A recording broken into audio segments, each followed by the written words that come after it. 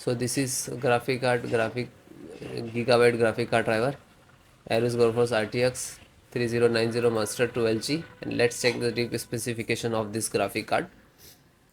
So graphic card processing socket number GeForce RTX 3090, core clock 1785 megahertz, and reference card is 1695 megahertz.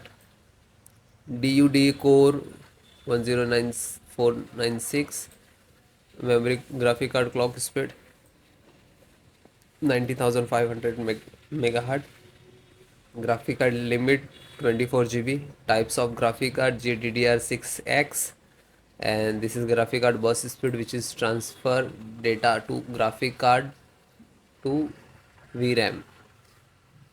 Okay, and this is your graphic card speed 936 GB per second, and this is your graphic card resolutions, display resolutions, which is connect to your monitor 7680 into 4320. Multi-view connect, we can connect 4, and this is power supply required 750 watt, max power supply is 750 watts with a 2 pin, and we can see this is 6 output display port display, 3 port, 3 DP port, which is 1.4A, and 2 SDMI, which is 2.1, and 1 SDMI, which is 2.0.